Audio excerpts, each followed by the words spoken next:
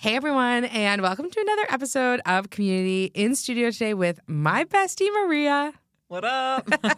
So I did just record with Ben, and I tried to get him to woo at the end, or wee at the end, and he would not wee or woo. No woo, Vibe no wee. switch from Ben to me for sure. Yeah. But he was actually like really high vibe. Like in the chat, we talked a lot about should your podcast have seasons? Like that was like the thing, and he was awesome. He added so much value. But at the end, I was like, "Can I get a wee?" And he was kind of like, "Not today." I was like, all right, but I'll get a wee out of you. I will woo or wee anytime you want. Thank you. Actually, it was funny. Kristina might be listening to this, but I had posted a video and I took out the sound of it and I was talking. It was me speaking on the event. And Christine wrote, I could tell you just weed. And I'm like, the wee is part of my personality. I just wee. It's part of the brand now. Wee. Okay, so what we're going to talk about today is something that actually was audience requested. But it's so funny because Ben brought this to us as an audience request, but this is actually something we just talked about with our social media managers. It's something we talk about all the time in the High Vibe Women community, which is champagne service on a water budget. I've heard it champagne service on a beer budget. But I kind of like the water because it's cheaper. It is cheaper. And what that means is basically you have clients who expect a ton from you, but are not necessarily willing to budge on anything or willing to pay for what their expectations are. And we've definitely been there. Yeah, they want the champagne, but they only want to pay for the water. They want to use the fountain. Their mouth is under the sinks in the toilet. Like, Jesus. We've seen it all. We actually, like, to be honest, we have a 7-figure business, right? So we have, in many ways, like, seen people, we've made millions in 5 years, like, millions. More than 2. Woo and we. But so we have collected money from people, so we've seen it all. We have seen it all. And we've seen people who are like, hey, there's my card, pay. Like, I'm going to pay in full. And they're incredible clients, and they're clients for years and partners for years, and we love them. And then we have clients who, you know, really aren't fits for us. We've had this come across a few times. So even though I think we're great at what we do, that still just happens, right? There's a misalignment. We're just people doing business, right? So I would say with that in mind, like what we're going to talk about today is that idea of like, you know, when people have really high expectations, lots of expectations, but maybe not the budget. Yeah, I don't know.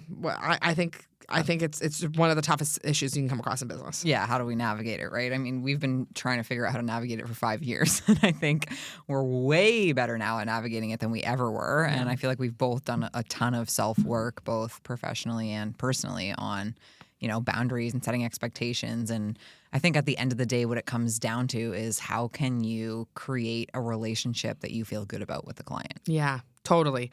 Well, let's talk about So Canadian. Oh my gosh, it's so funny. When I was in Arizona speaking a few weeks ago, I said something. I was like, you know, but I don't typically but I feel like when I cross the border, the A's come out more.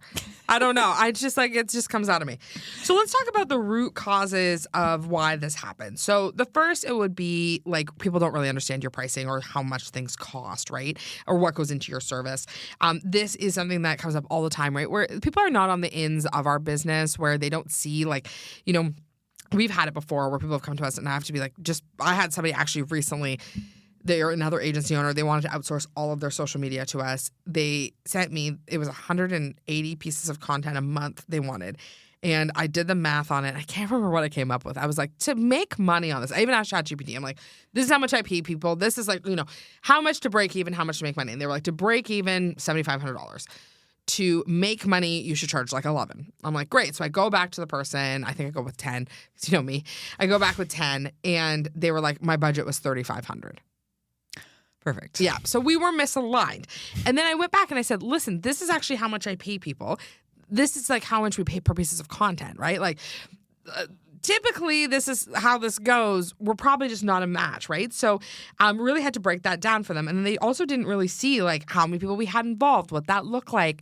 So those are two of the reasons. Yeah, I think when people are hiring somebody for a service, they typically don't have, well, in most cases, I think they don't have that much clarity into what actually goes into providing that service, right? Totally. So there's a reason they're outsourcing it. And I think it's in a lot of ways on the service provider to explain that to them and help them understand, especially if it's like for some of our clients, it's like their first time outsourcing, their first hire. And so I think we have gotten a lot better at explaining to them like what the service actually is and how much goes into it and what that looks like. And then that helps them understand, why they're getting charged for the champagne. Yeah, 100%. Or even just the wine. You don't We even do have wine packages for sure. I just think it's not about making the most amount of money out of people as possible, and I think that's like the miscommunication. It's actually more about just like being paid fairly for your services, which is, I think, sometimes the mistake that people make. Another thing that I've seen people do is like compare you to cheaper providers as well. Like that's a huge one where they'll shop around. I actually really encourage shopping around. And I'll tell people, I'm like, go look elsewhere and come back to us. Maybe we're fit, maybe we're not. And there's also sometimes where it's on you to position your offer more clearly. That's also something that's come up for us before too, where I'll have to explain to someone like, these are all the things that are included in our podcast launch. And they're like, oh, I thought you were just going to like pop up a picture and we're like, no, this is actually months of work on our team, right? And this is how we actually recoup some of the money on our packages and blah, blah, blah, blah. So really just thinking about that as well. It's like how much of that do you own? And sometimes it can be a bit more of a leadership issue than a client issue. Sometimes it is actually a little bit more about you and the way you're presenting things than it is about them and how they're receiving it. Yeah, I totally agree. I think it's on you as a service provider to provide that education to the client. And I also think with the cheaper options too, I totally agree, like encourage shopping around. And, if somebody's going to go with a cheaper option, I think they don't always understand that in a lot of ways you get what you pay for. Yes. And there are very different ways to fulfill a service, especially in an industry like ours. You could throw 20 photos into like an AI Canva template thing and then like pump out, 20 social media posts in 2 hours. But what is the quality of that, right? So I think communicating your process and how things work and why your packages are priced the way they are is super helpful in setting things up for success from the beginning. Totally. Yeah, I love that. So what are the dangers of this situation? So one is a big one, and I think you're probably going to want to talk more about this, which is the over-delivering to prove yourself. Because we've done this, like, big time, especially me, where it's been like, I'm kind of like, all right, we're going to give them everything and this and this and that. And actually, they're never happy. No, they aren't. And so, we've done a way better job of attracting better clients lately, but then they're never happy. What do you think about that? Yeah, I think this is so tempting to do in the beginning, especially when you have those like seeds of doubt within yourself. And that's where I was operating from when we first started because we didn't have the education in marketing. And, a lot of our experience was just kind of like hands-on, feet on the ground, like testing stuff out, doing stuff sort of on the side. And I was like, do we really know what we're doing? Like, are they gonna like us? Like, what's gonna happen? And so when they're challenging you and saying like, I want more, I want this, I don't like that, and it's relentless, your first reaction is to just say, okay, like how can I make this right? How can I make this better? And when you have those seeds of doubt or that imposter syndrome within yourself, you just sort of project that back onto them by doing the most to try and make them happy. Yeah. And like we've learned this the hard way, but like what you said, most of the time they just are never happy with anything in the end. Totally. So it's never worth it, I think, to like go beyond your scope and over deliver to try and prove yourself because you can't prove yourself that way. No, and sometimes I think too, this is like a really unfortunate part about working with people, which is like we've learned the unfortunately hard work, learned from our 5 years of lessons. Sometimes people don't want to be happy. Yeah. They don't. Like they want to hire you for a magic fix, and if it's not fast, it's not great. And like we're way better at spotting that stuff now, right? Where before we were in scarcity, we don't like we've told the story before, but early on, like really early on, probably 4 or 5 months into business, we worked with somebody and they had mentioned they had worked with somebody we knew. And I kind of was like a little savior complex about it. And I was like, oh, like, yeah, like we're going to be the people that change her. Like she's going to love working with us. And we worked with her for 2 weeks, maybe. She was an absolute nightmare. Like essentially like a bully, like was kind of where we got to. And I actually ended up going to the service provider and kind of being like, oh my goodness, like this just happened to me with this woman and I'm feeling kind of like, oh, about it. And she was like, oh, I had to give that woman a 3-month refund for all the work that I had done. I never even made a penny because I just energetically didn't even want to be aligned with this woman, right? And so it's like, that is a person that's never going to be fixed. They're never going to be happy with your work. And so like rejecting that kind of stuff, I think is really important because it's really easy, to my next point, which is like you end up resenting the clients. And I don't ever want to be in a situation like we love our clients. I don't want want to work with people that we resent. I don't want to work with people that we're just like not interested in. And often we were getting to the point of burnout because we were trying to like wow these people and like show them like how we were different, what a good job we were doing. It wasn't worth it.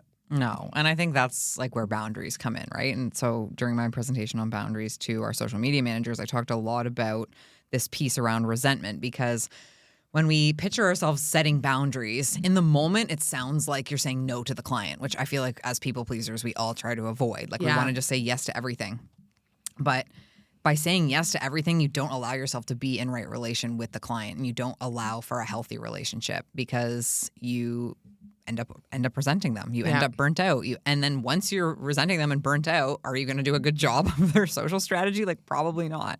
So I think it's important to protect yourself and make sure you don't get to that point with clients, and know where you have to like draw the line and step in before you get to that point, because it's just a disaster once you get there. 100%. So one of the ways to solve this, which actually I kind of hate this advice, so I'm going to give it, and then like it's going to be like, I'm going to give you why I think this is also not great advice, is this idea of like getting more aligned clients. Like, how do you get more people who are the right people? And I will say this, it took time for us. We had lots of misaligned clients. We still get them, right? Where we'll work with somebody and we're like, oh, that was short-lived. Here's why. And then now it's a lot more consistent where we have really, really strong relationships with our clients. But asking yourself, like, what does Champagne Service actually require from you? Like, so if you want to do an excellent job with your clients, and I think we've actually nailed this on the podcasting side, like where our podcast launches were cheaper before, about half the price. And everything felt like a grind for us. You know, everything felt like nothing really made sense. Everything felt like we were losing money on it. And we ended up doubling the price, and we're actually like, it was just still a really reasonable price, but we ended up doubling the price. And what ended up happening was we still get not that many no's, to be honest. And we actually can provide like a really high level of support and service that feels good, rather than us being like, oh my God, this person has sent their 10th email and like we don't want to meet with them again because it's like costly to get our whole team on a meeting. Like, you know, because we have to look at these numbers. We love to over deliver for our clients, but we have to be also careful because we have staff. So actually asking like what it requires from you, what's the minimum investment required to deliver that properly? Like what feels good? So making 150 pieces of content, $3,500 a month might have felt good, right? Like, you know, that's an extra, if you think about it, extra $40,000 a year. We could use an extra $40,000 a year. Is that worth it? Are we actually going to make money? Does that feel reasonable? No. So really asking ourselves what our non-negotiables are, and really building our rates around capacity, our team, what's going on, rather than desperation. Because we've been in seasons that have been like darker where we're like, okay, I'm going to take this client because like we need to. We always regret it rather than just holding out and knowing that our services are great. Yeah, we always regret it. And I think, too, some of it comes from experience, right? Like with our podcast launches, we thought we knew, okay, this is the amount of effort we have to put into this launch for it to be successful. In practice, that turned out not to be true, and clients actually needed more support than we anticipated, which I don't know how we would have figured that out other than just doing it, right? Yeah. So like once we were doing it, we're realizing, okay, they have questions about this. They need more support here. They need this type of call. They need XYZ. And so I think it's okay to adjust, right? Yeah. Like I feel like in the beginning we were sort of like, oh, we could never raise our prices. Oh my goodness. It's like you can, and you probably should. You big time. And I think learning from those, not necessarily mistakes, but learning from that experience, once you start providing the service and seeing like what's actually required to provide it in a way that sets the client up for success, adjusting your prices based on that so that going forward it's more aligned and you're able to actually like hit that bar of where you need to be and you feel good about it. Yeah, I love that. There are a few things that you could do to help with pricing. Like maybe if, you know, you want to give a discount or whatever. One is like tiered packages. Like you could, which we do. We have like a good, better, best kind of thing. And a lot of people start with our good and then move into our better and over time move up and up. But a lot of people start at the early stage because they're just testing us out, and that's fine. A reduced scope of work. So, you know, maybe saying this is a huge mistake we used to make early on, and this is me, not you, because I used to do all our sales, or still do. People would say, okay, I can't afford that. It's $5,000 a month, but I could pay $3,500, and I'd be like, deal. But instead, I should have been like, deal. But instead, I'd be like, okay, well, instead of that, you know, if you can pay $3,500, I need to take $1,500 of deliverables out of that. Yeah. Right? It's not just enough that I'm going to make some money. I have to, meet. And that also teaches someone, right? Like teaches someone that we're not going to just do a bunch of free work. So whenever there's scope creep, especially if you're like in an agency setting, like scope creep can happen pretty fast. So making sure that you are reducing the scope a little. Payment plans don't really make sense in our situation, but we have done altered payment terms, or I will say that has bitten us many times, like where someone's been like, okay, instead of paying here, I'd love to pay here, and then they never pay. So that's happened. We have now we will not do a minute of work before being paid. That's from learning. But even in High Vibe Women, like we do payment plans. Like we're really happy doing that for people who are interested. That's a one-time thing, right? And like it needs to be paid by the time they come to the event. And the last is a referral to someone better suited. And I do this all the time, where I'll meet someone and, we're laughing. We were talking about Christine earlier, but Christine has a social media business. She's great. And she's in an earlier season of business than us. So her prices are just different, right? Like and her offering is completely different as well. Like she does a lot of in-person filming and stuff like that. And we do that, but not as much, I would say. And because our clients are all over the world. She's amazing at what she does. I can vouch for her work. She's done some work with us. So if someone comes to us, I'm like, I don't actually think we're a fit, but you might be a fit for Christine. And that's not saying, oh, she's a cheaper option. It's actually saying, I actually turned a client away who could afford our services because I thought they were a better fit for Christine at the time. So, or our team didn't really have a ton of capacity. So really and that builds goodwill, right? We're building goodwill with all of our peeps. So I think that makes a big difference. Yeah, I feel like at the beginning we were so hesitant to refer people to other service providers because we were like, oh, we need, our famous saying, we'll do anything for money. Yeah. Now we'll do less for money, to be honest. Now we'll do like 2 or 3 things for money. Yeah. But we were like making brand kits. We were like literally doing anything these people asked. So we were like not referring people out, right? Like we were like, oh yeah, no matter what you need, like we can do it. And could we do it? Yes. But I think what we realized is like when you take on a client like that's not actually a good fit for your service and your business, there are so many costs to it that you don't actually see on the front end. And not all of them are financial. But you really have to consider like, what is this going to cost you, your mental health, your team, their mental health, like their capacity, their energy, like what is it really going to take to fulfill that misaligned client? And if you can just refer them to someone else, the client's happy, the person you referred them to is happy, the karma always comes back, like it's all good, right? And then that also leaves space and capacity for that aligned client to come through. And on that note, can we circle back to why you hate the advice of get more aligned clients? Did you go into that? No, I didn't go into that because it's a hard thing. Like, get better clients. Like, find better people to pay you. Like, it's a tough thing. Like, and this is something actually like when we get mentorship, we ask questions about because we have some high level clients that I'm obsessed with and that make up actually the majority of our revenue. The investment that we had to put in to get those clients was pretty significant, right? Like when I think of who they are, it's like we've been in their masterminds or we're in masterminds that they're in or things like that where it's like there is an upfront cost. And one of the things I've been asking a lot of my mentors is like, the year we doubled our revenue, I literally was Dora the Explorer. I was away every other week. The backpack and everything. Yeah, we invested like $100,000 plus in travel. Like, I just can never do that again in the season of life that I'm in. Like now I'm a mom. I'm a good 20 years away from doing anything like that again. So that can't be the only way people get clients. I just like I'm at a loss. So, but then people are just kind of like attract more of those people. I'm like, how? Like if someone could tell me how to do it. So, but what I actually think is it's like attracts like, right? So it's like going to those amazing clients and saying, hey, we have an awesome referral program. Would love your referrals.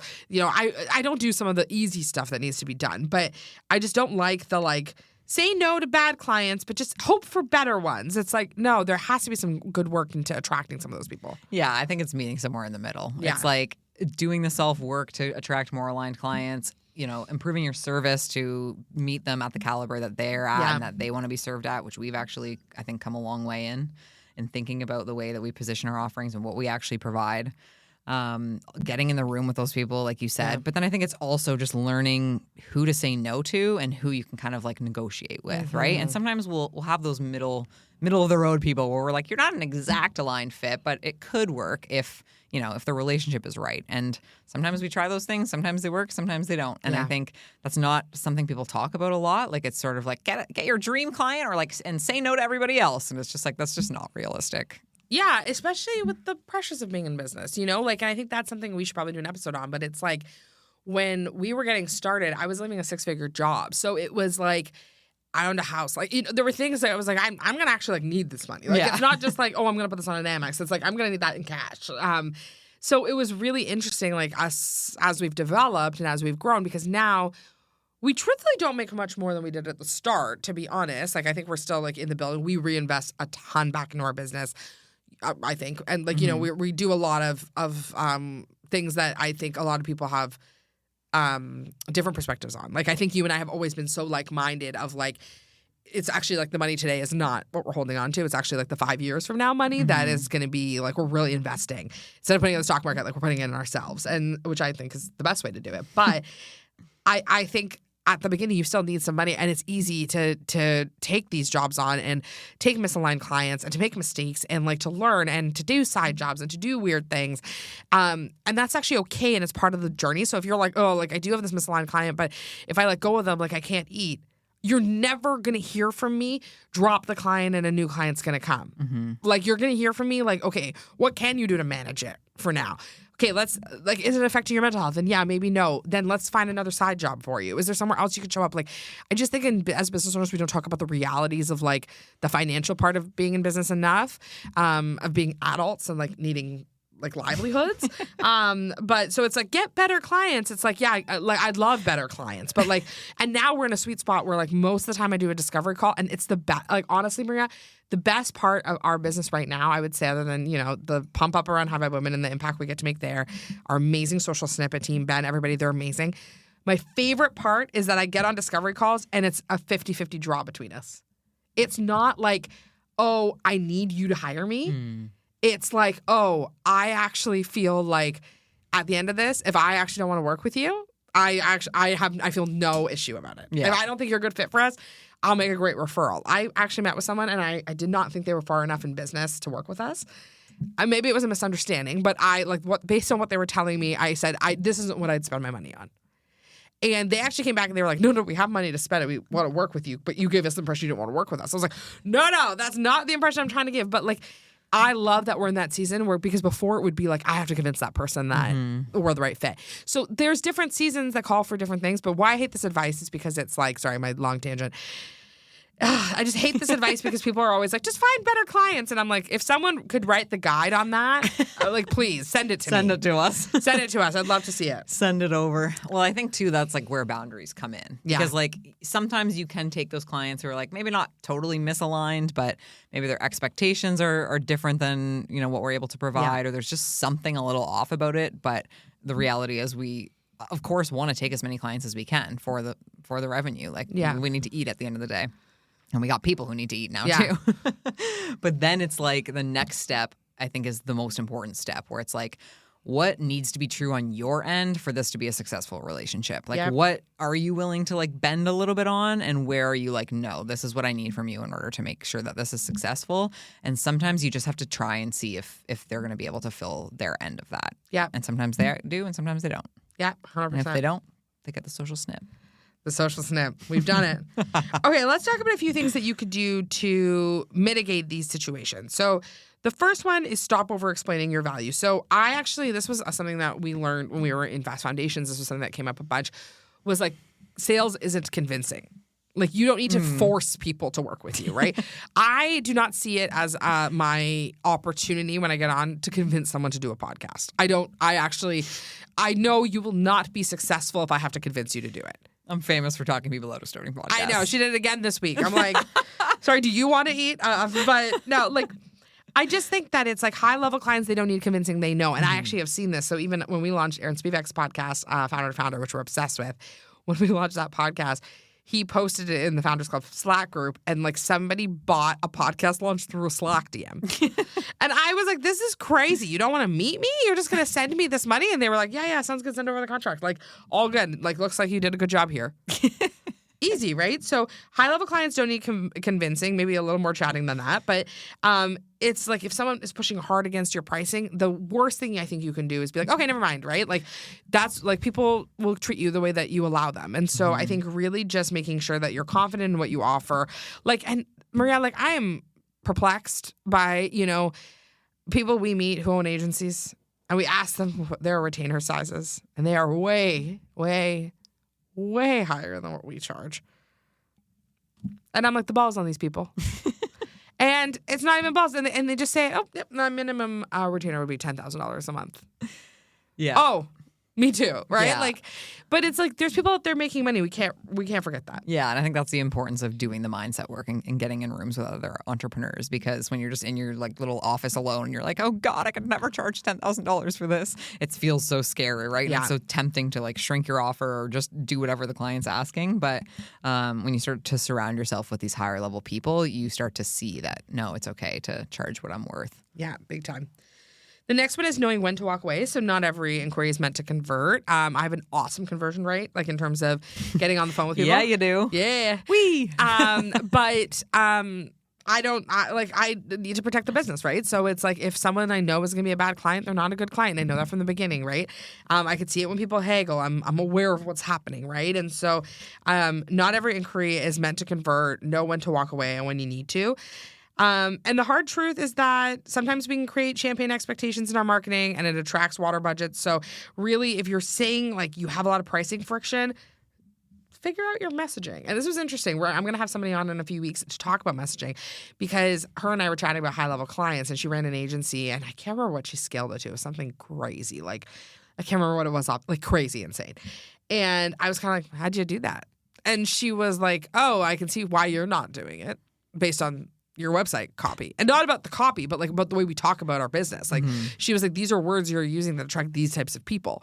And she's like, there's nothing wrong with that. But just so you know, that's what you attract. And I was like, wow, that's so fascinating, right? So take a look at what your marketing is. Take a look at like, do people actually want your offer? Are people willing to pay that? And we saw this with the podcast launches, was that they used to be half the price. I never got no's. Yeah. And sometimes these people would never launch a podcast, which would cause us heavy admin strain on our team and emotional strain, but mostly admin.